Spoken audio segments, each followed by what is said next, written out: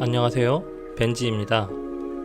오늘 소개해드릴 책은 도둑맞은 집중력이라는 제목의 도서이며 지은이는 요한 하리이며 영국의 저널리스트이자 뉴욕타임즈 베스트셀러 작가입니다. 저자는 전 세계 모든 곳에서 사람의 집중력이 줄어들고 있다고 주장하고 있습니다. 미국의 10대들은 한 가지 일을 65초 이상 집중하지 못하며 직장인들의 평균 집중 시간은 단 3분에 불과하다고 말합니다. 도대체 왜 이런 현상이 벌어지고 있는 것인지 저자는 전 세계의 과학자들과 전문가들과 만나 이 문제에 대해 파고듭니다.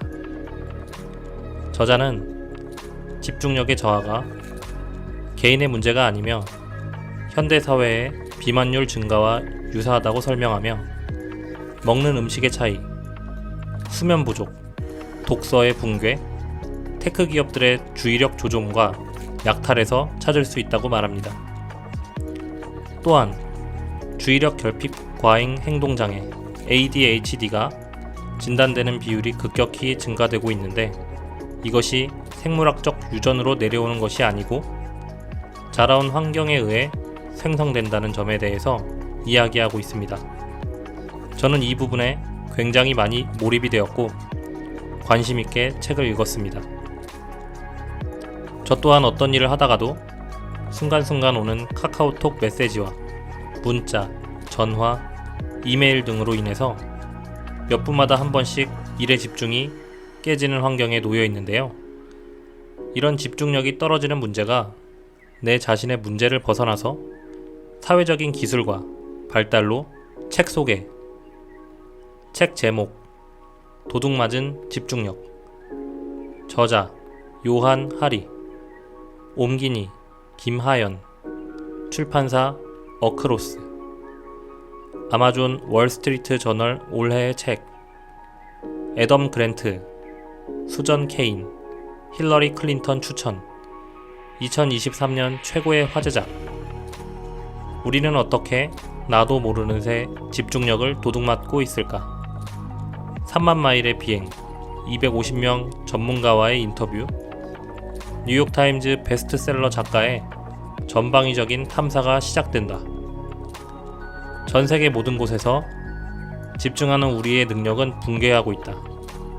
미국의 10대들은 한 가지 일에 65초 이상 집중하지 못한다. 직장인들의 평균 집중 시간은 단 3분에 불과하다. 뉴욕타임스 베스트셀러 작가이자 저널리스트인 요한 하리는 왜 이런 현상이 벌어지는지 알아보기 위해 이 분야를 주도하는 전 세계 과학자들과 전문가들을 만나기 위한 대장정을 떠났다. 그리고 그동안 이 주제에 대해 우리가 잘못 알고 있었음을 발견했다. 우리는 집중하지 못하고 산만해지는 것이 흔히 스마트폰과 같은 디지털 기기에 대해 자제력을 발휘하지 못하는 개인의 실패라고 생각한다. 그러나 그렇지 않다. 저자는 현재 우리가 겪고 있는 집중력 문제가 현대 사회의 비만율의 증가와 유사하다고 설명한다. 정크푸드를 중심으로 식품 공급 체계와 생활 방식의 변화가 비만율 증가를 만든 것처럼 집중력 위기의 광범위한 증가도 현대 사회 시스템이 만들어낸 유행병과 같다는 것이다. 이 과정에서 저자는 인간의 주의력을 빼앗는 꼼수를 발견한 실리콘밸리의 반체제 인사, 강아지에게 ADHD를 진단한 수의사, 심각한 집중력 위기에 빠진 리우의 빈빈가, 놀라운 방식으로 노동자들의 집중력을 회복한 뉴질랜드의 한 회사까지 종횡무진한다.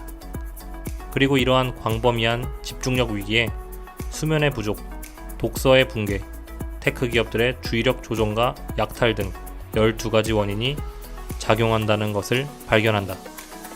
여러분, 지금부터 이 책에서 제가 가장 재미있고 흥미있게 읽었던 책의 내용을 소개해 드리겠습니다. 그럼 저와 함께 책 속으로 여행을 떠나보실까요? 프롤로그, 우리 집중력에 실제로 일어나고 있는 일. 집중력 문제와 비만율 증가의 공통점. 나는 집중력 저하가 주로 나나 여러분이나 여러분 자녀의 개인적 실패가 아니라는 강력한 증거를 찾아냈다. 모두가 공격을 받고 있다. 우리를 공격하는 세력은 매우 강하다. 그러한 세력 중에는 거대 테크 기업도 있지만 한편으로는 기업을 훨씬 뛰어넘는다. 이것은 시스템의 문제다. 진실은 우리가 살고 있는 시스템이 매일 우리의 주의력에 산을 들이붓고 있다는 것. 전 세계의 집중력이 타들어가는 와중에 우리는 자신을 탓하고 자기 습관을 바꾸라는 말을 듣고 있다는 것이다. 실제 원인은 대개 훨씬 거대한 세력에 있었다. 나는 그동안 알게 된 내용을 바탕으로 집중력을 훼손하고 12가지 강력한 힘이 작용하고 있다는 결론을 내렸다. 그리고 장기적인 측면에서 이 문제를 해결하려면 우리가 이 힘을 제대로 이해하고 이 힘이 계속해서 집중력을 훼손하지 못하도록 막아야 한다고 믿게 되었다. 집중력은 한정된 자원이다. 우리는 자신이 노출되는 정보량의 엄청난 팽창과 정보가 들이닥치는 속도를 아무런 대가 없이 얻을 수 있다고 생각했다. 그건 착각이다. 쏟아지는 정보, 짧아지는 집중시간. 사람들은 트위터에서 한 주제를 얼마나 오래 이야기할까? 집단 차원에서 어느 한 주제에 집중하는 시간이 달라졌을까?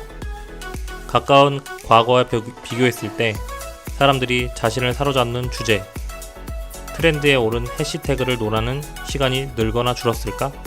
연구팀은 2013년에는 가장 많이 논의된 상위 50개 주제에 한 주제가 17.5시간 동안 머물러 있었으나 2016년에는 그 시간이 11.9시간으로 줄어들었다는 사실을 발견했다.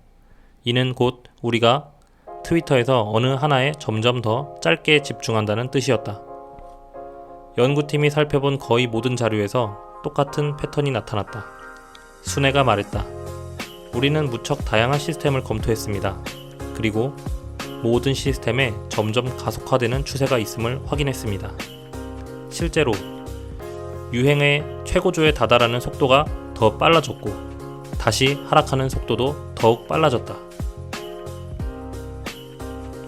컴퓨터는 새로 등장한 문구를 탐지해 그 문구가 얼마나 오래 논의되고 또 얼마나 사라지는지를 파악할 수 있다. 자료를 살펴본 연구팀은 놀라운 만큼 트위터의 그래프가 비슷하다는 사실을 발견했다. 130년이 넘는 기간 동안 주제들이 등장했다 사라지는 속도가 10년 단위로 점점 빨라졌다. 보통 우리는 쉬운 길로 가고 싶어 해요. 하지만 우리가 행복할 때는 약간 어려운 일을 할 때거든요. 핸드폰이 생기면서 사람들은 늘 중요한 것보다는 쉬운 것을 제한하는 물건을 언제나 주머니에 넣고 다니게 된 거예요. 순애가 나를 보며 미소 지었다. 나 자신에게 더 어려운 것을 선택할 기회를 주고 싶었어요. 속도를 낮출 때 집중력에 생기는 일.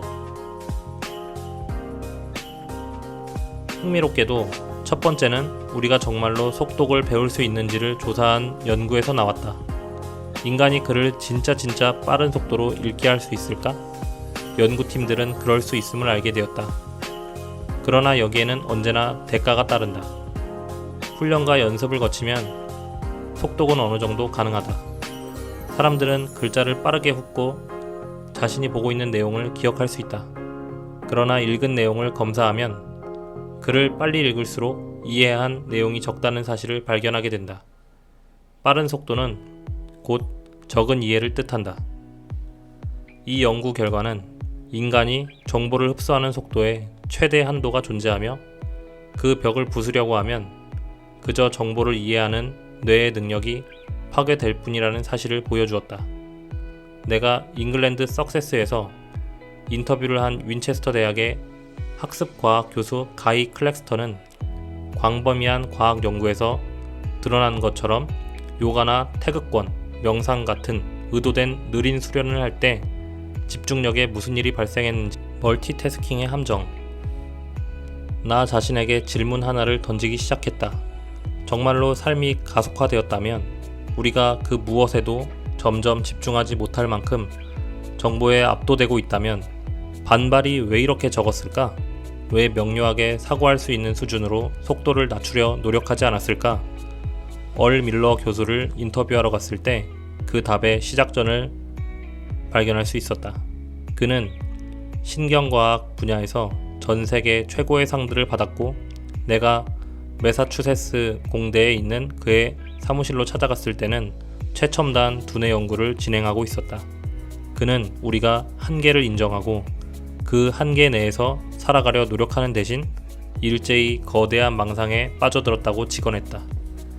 그리고 모든 인간이 이해해야 하는 사실, 자신이 앞으로 설명할 모든 내용의 근원이 되는 중요한 사실이 하나 있다고 말했다. 그건 바로 우리 뇌는 동시에 한두 개의 생각밖에 하지 못한다는 것이다. 그렇다. 우리는 매우 단순합니다. 우리는 인지 능력이 매우 제한적이다. 그것은 뇌의 근본적인 구조 때문이며 이 구조는 앞으로도 변하지 않을 것이다. 그러나 우리는 이 사실을 인정하지 않고 미신을 만들어냈다고 어린에게 말했다. 그 미신의 내용은 사람들이 실제로 동시에 3가지, 5가지, 10가지 생각할 수 있다는 것이다. 이 미신을 사실로 둔갑하기 위해 우리는 애초에 인간에게 적용하고자 한 것이 아니었던 용어를 하나 빌려왔다. 1960년대에 컴퓨터 과학자들은 프로세서가 여러 개라서 동시에 2가지의 작업을 처리할 수 있는 기계를 발명했다. 그리고 이러한 기계의 성능에 멀티태스킹이라는 이름을 붙였다. 우리는 이 개념을 가져와 인간에게 적용했다. 사람들이 동시에 여러 가지를 사고할 수 있다는 생각이 착각이라는 어뢰 주장을 들었을 때 나는 발끈했다. 그의 주장이 사실일 리 없다고 생각했다. 나부터 동시에 여러 가지 일들을 처리해 왔으니까. 사실 나는 자주 그렇게 한다. 머릿속에 가장 먼저 떠오른 사례는 다음과 같다.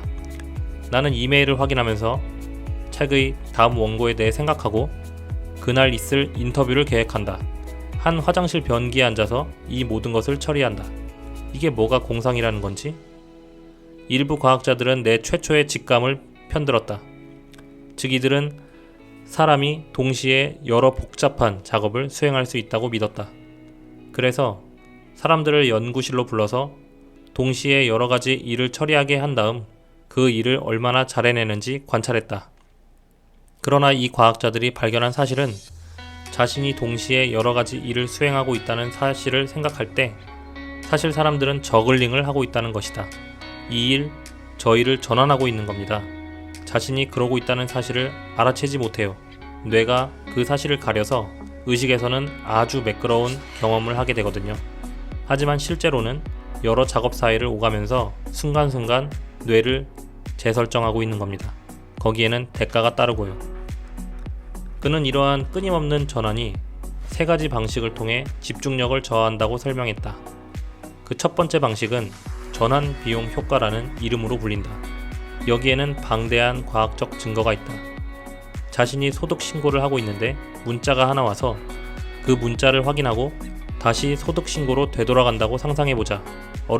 그 순간 뇌가 한 작업에서 다른 작업으로 이동하면서 재설정되어야 한다고 말했다.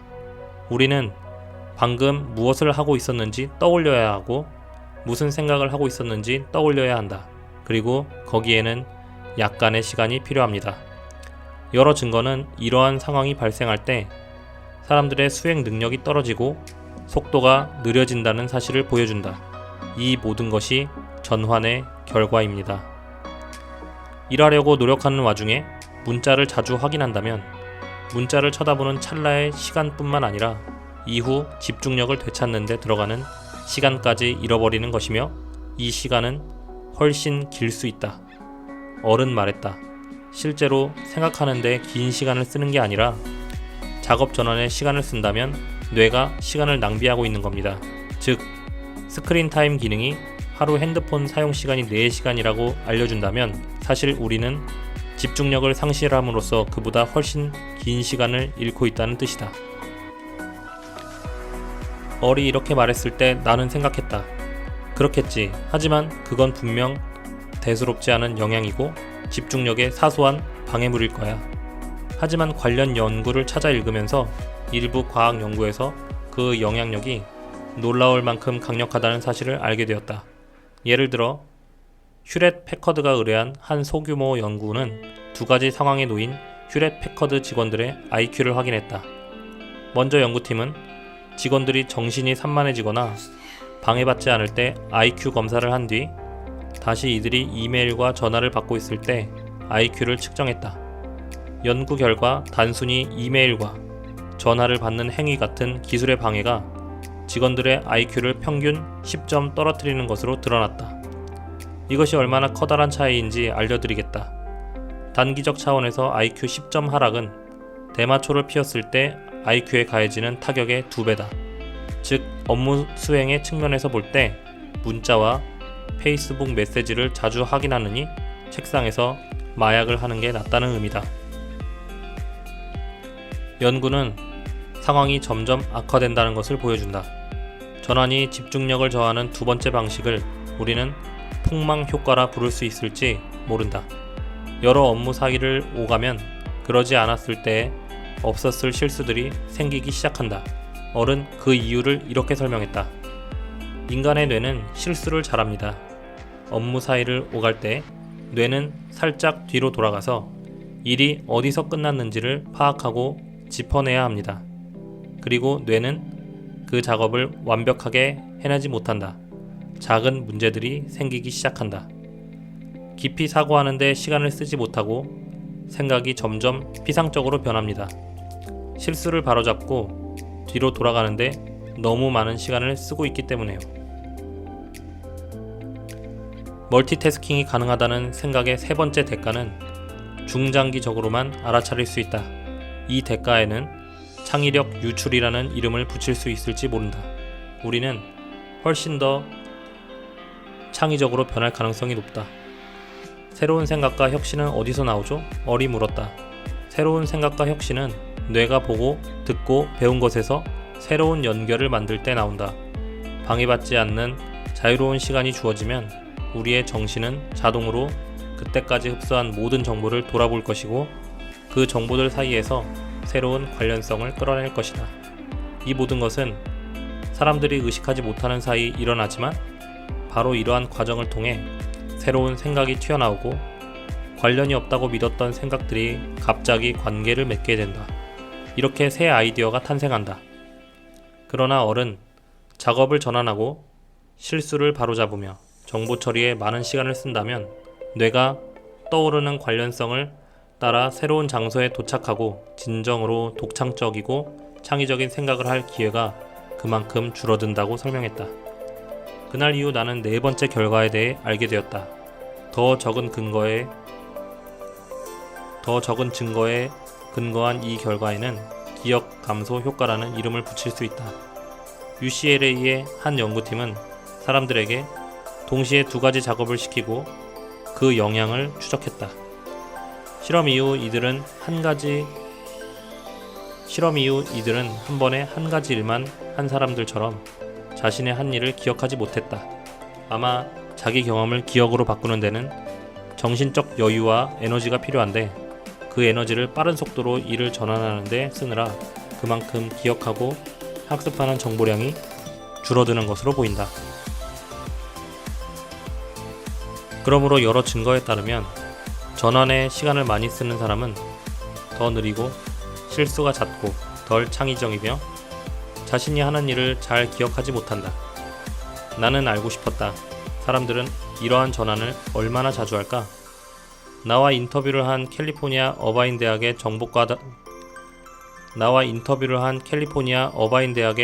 정보과학 교수 글로리아 마크는 미국인 노동자가 평균 3분에 한 번 주의가 분산된다는 사실을 발견했다.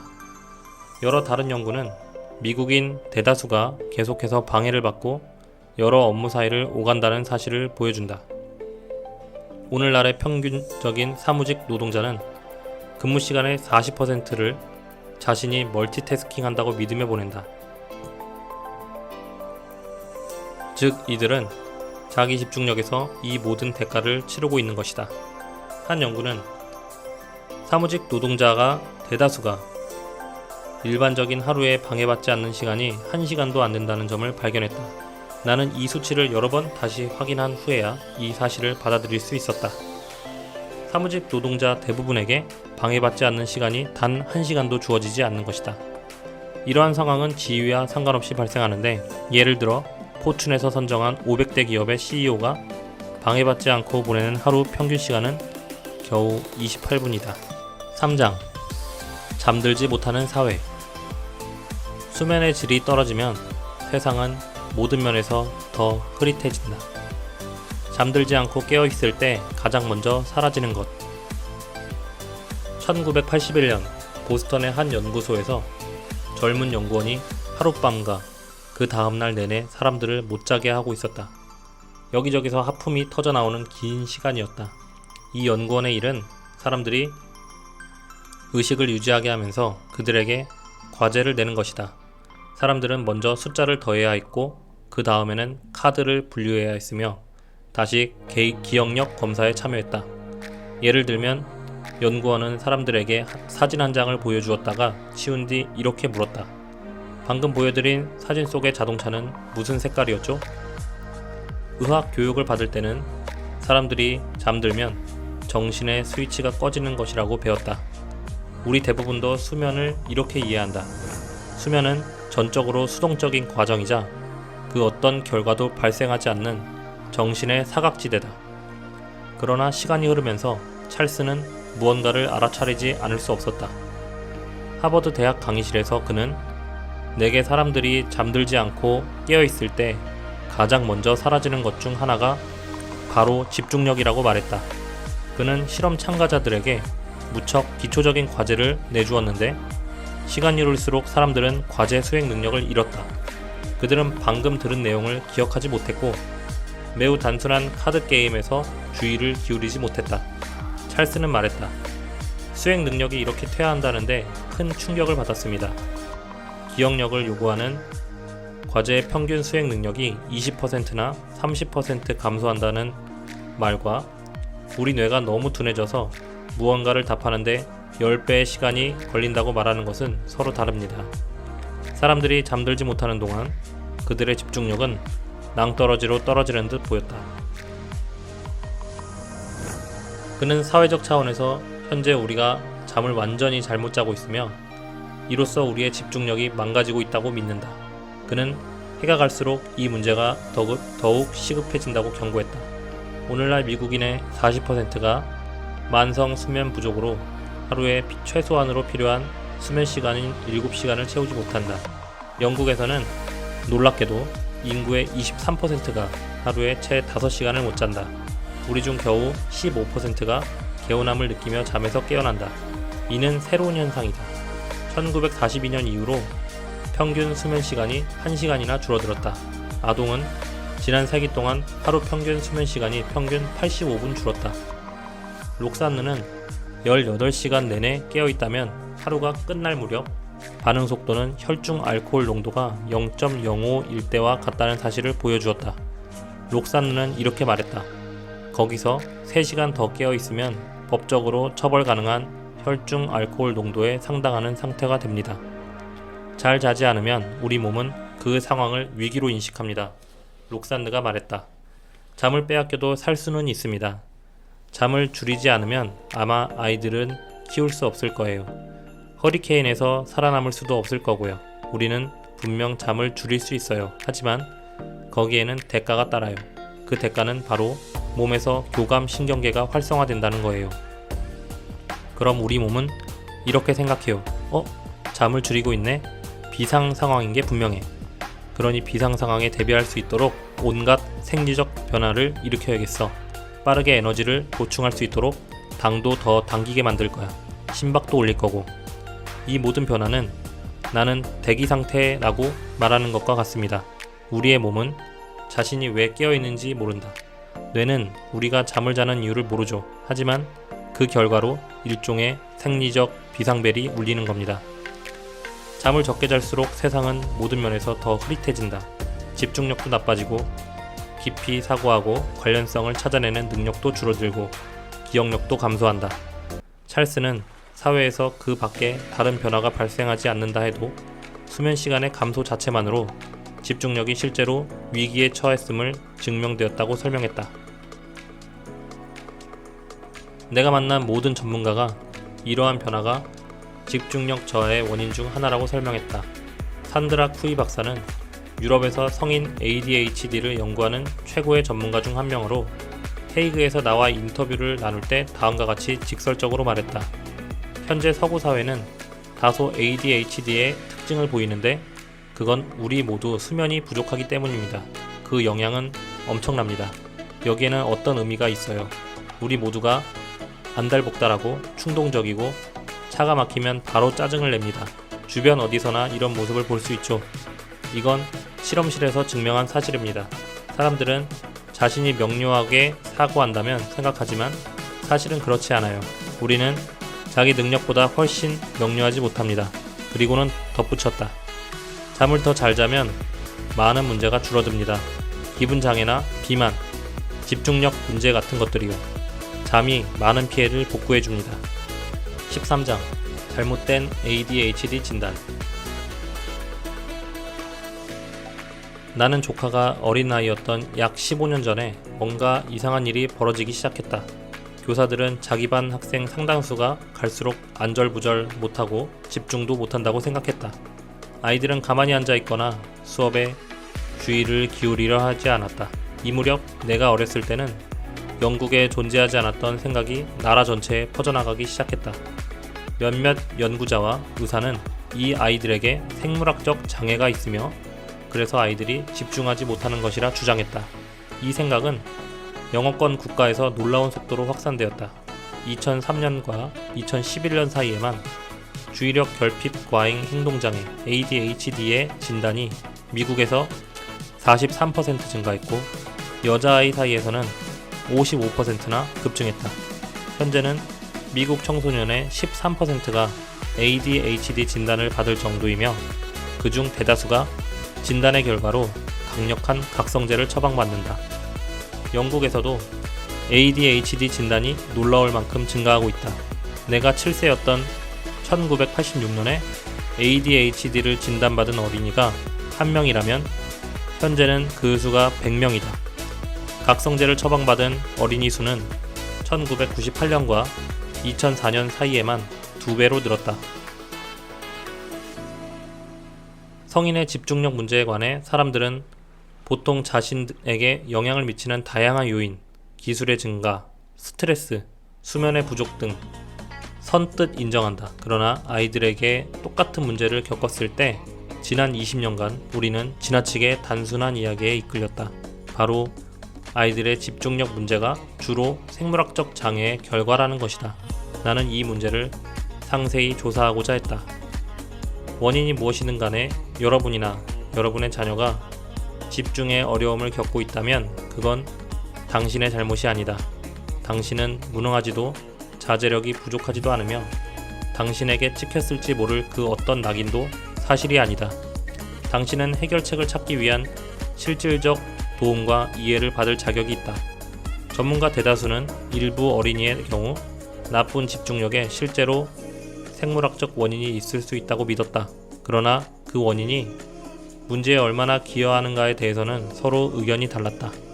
당신 아들의 행동은 당신 탓이 아닙니다.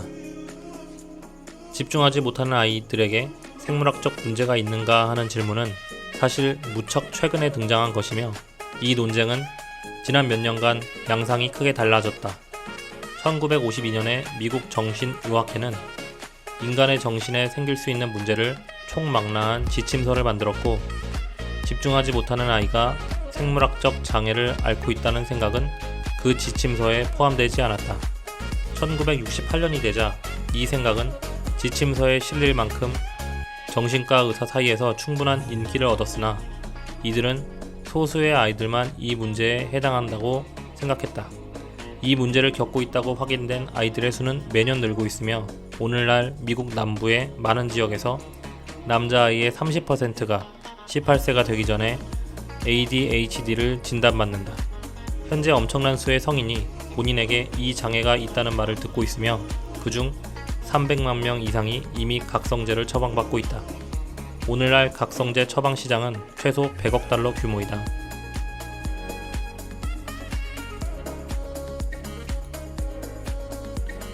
삶의 어떤 요소가 ADHD로 이어질까? 나 자신에게 묻기 시작했다. 집중에 어려움을 겪는 아이들이 사실 환경에서 비롯된 문제 때문에 약을 처방받고 있을까? 그리고 과학자들이 이 질문에 의견을 매우 달리한다는 사실을 알게 되었다.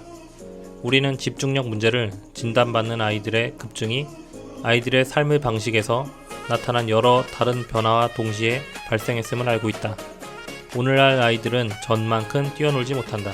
아이들은 거리, 동네에서 노는 대신 집이나 교실 안에서 대부분의 시간을 보낸다.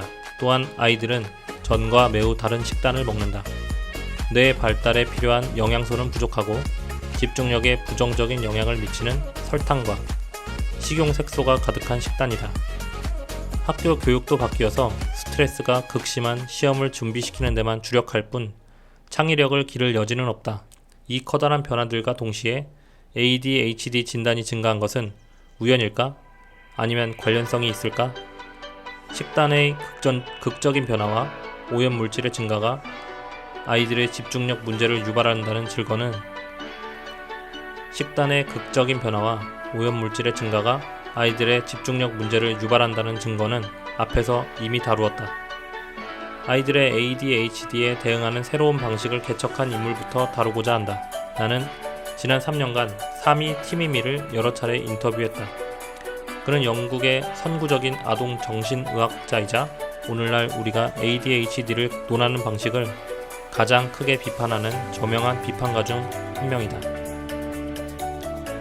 사미는 보통 사람들이 어떤 아이가 ADHD 진단을 받았다는 말을 들으면 폐렴 진단을 받은 것과 비슷할 거라 상상한다고 했다. 이 경우 의사는 숨어있는 병형균이나 질병을 확인하고 그 신체적 문제를 해결할 무언가를 처방한다. 그러나 ADHD는 의사가 실시할 수 있는 신체 검사가 없다. 의사가 할 수 있는 일은 아이 본인 그리고 그 아이를 아는 사람들과 대화를 나누고 아이의 행동이 정신과 의사가 작성한 점검표와 일치하는지 확인하는 것 뿐이다. 그게 다다. 사미는 이렇게 말한다. ADHD는 진단이 아닙니다. 이따금 동시에 발생하는 특정 행동들의 묘사일 뿐이에요. 그게 전부입니다.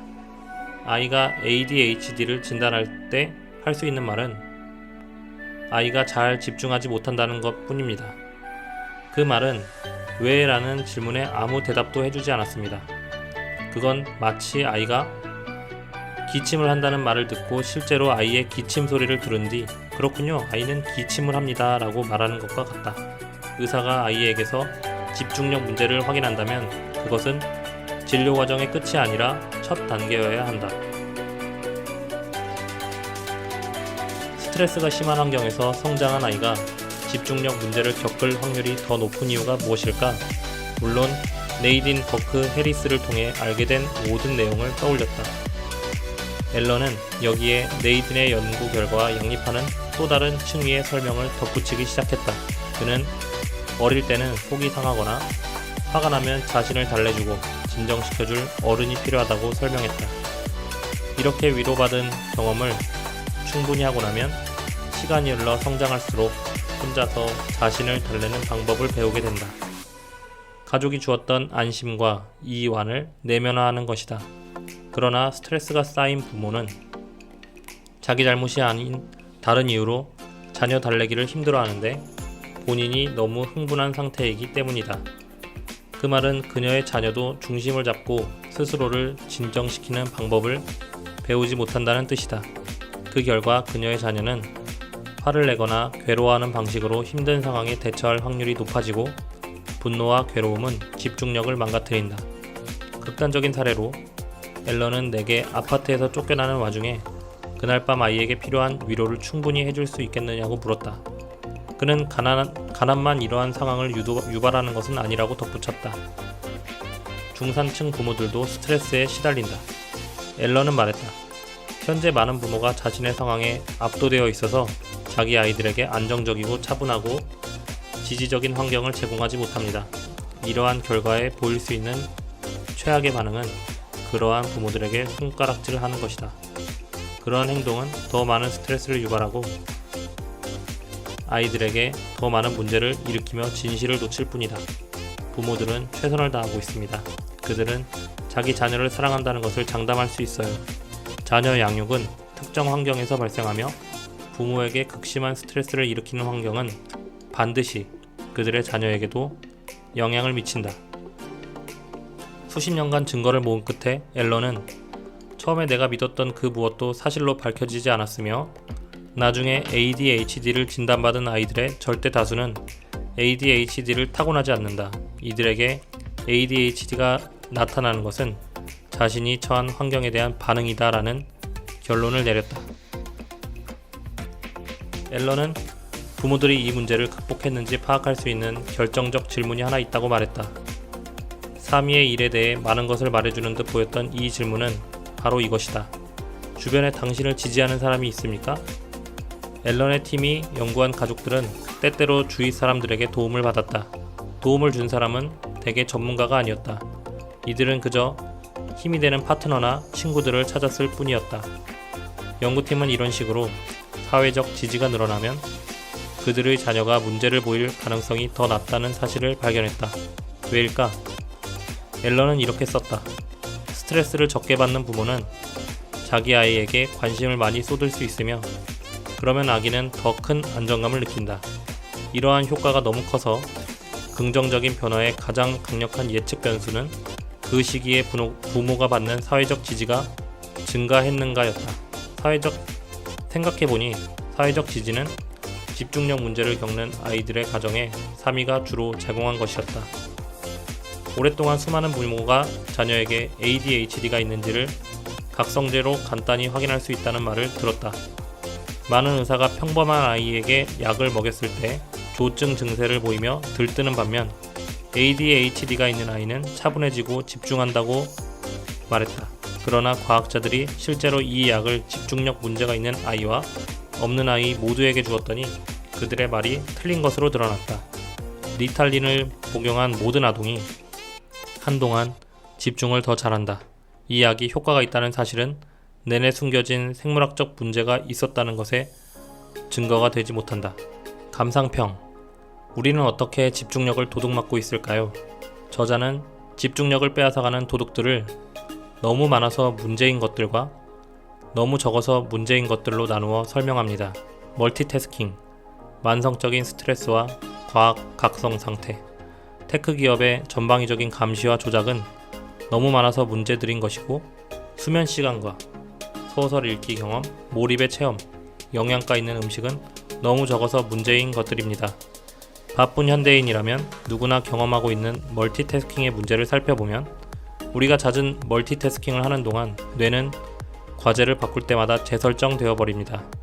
여러 일을 빨리 처리하기 위해 욕심내는 사이 오히려 당신의 집중력과 작업 속도는 이미 현저히 떨어지고 있는 것이었어요. 부족한 수면 시간은 집중력을 훔쳐가는 대표적인 요인입니다. 우리가 잠을 자는 동안 뇌에서는 일종의 청소가 벌어진다. 뇌 척수액이 낮 동안 머릿속에 쌓인 독성 단백질을 청소하는 일명 브레인 워싱을 부지런히 실행하는 것이지요. 하지만 잠을 자지 못한 사람들의 기억력 수행 능력은 20%에서 30% 감소하며 이 시간이 길어지면 술에 취한 것만큼 인지 능력이 손상된다고 합니다. 음식은 어떨까요? 부족한 수면과 영양은 우리를 제대로 집중할 수 없는 컨디션으로 만들게 됩니다. 사람들이 이토록 광범위하게 자신도 모르는 사이에 집중력을 빼앗기고 있다면 지금의 집중력 위기를 과연 개인 차원의 문제로만 볼 수 있을까요? 저자는 지금의 집중력 위기가 거대한 사회적 유행병이라고 이야기합니다. 저자는 현재 우리가 겪고 있는 집중력 문제의 증가를 비만율의 증가로 비유해 설명하는데 50년 전 서구 세계에서 극히 드물었던 비만은 식품 공급 체계가 정크푸드로 대체되며 신체의 변화로 이어지고 생활 방식의 변화가 신체의 변화를 낳아 비만이 더 이상 의학적 유행병이 아니라 사회적 유행병이 되었듯 집중력 문제도 이와 유사한 행태라고 말합니다. 21세기 인류가 겪는 집중력 문제도 이대로 방치한다면 걷잡을 수 없는 사회 전체의 위기가 될 수 있다고 저자는 경고합니다. 전 세계의 집중력이 타들어가는 와중에 우리는 자신을 탓하고 자기 습관을 바꾸라는 말을 듣고 있다. 책을 읽고 싶지만 소설 미디어의 알람이 우리를 끌어당기고 아이와 함께 시간을 보내려 해도 상사가 보낸 메시지가 있을까 싶어 초조한 마음으로 이메일을 계속 확인하게 됩니다. 잠시 멈춰 생각할 수 있는 고요함이 사라질수록 우리는 점차 삶에서 길을 잃고 맙니다. 우리는 집중력을 유지하기 위해 이런 물살을 거슬러 헤엄쳐야 합니다. 우리가 어떻게 집중력을 빼앗기는지 설득력 있는 이야기를 전개한 저자는 집중력을 되찾기 위한 방법으로 3가지 거대하고 대담한 목표를 제안합니다. 감시 자본주의를 금지하고 주 4일제를 도입해야 하며 아이들이 자유롭게 놀 수 있는 어린 시절을 되찾도록 해야 된다는 것이네요. 이러한 반복들은 지금의 우리에겐 도달하기 어렵고 막연한 대안으로 다가올 수 있겠습니다. 집중력을 잃어가고 있는 현대인들에게 자신만의 문제가 아니라 사회적 문제이니 함께 고쳐나가자고 제안하는 저자. 이 책에는 많이 공감이 되는 내용들이 있었고 집중해서 책을 읽는 습관부터 다시금 확립해야겠다는 생각이 들게 해주었습니다. 감사합니다.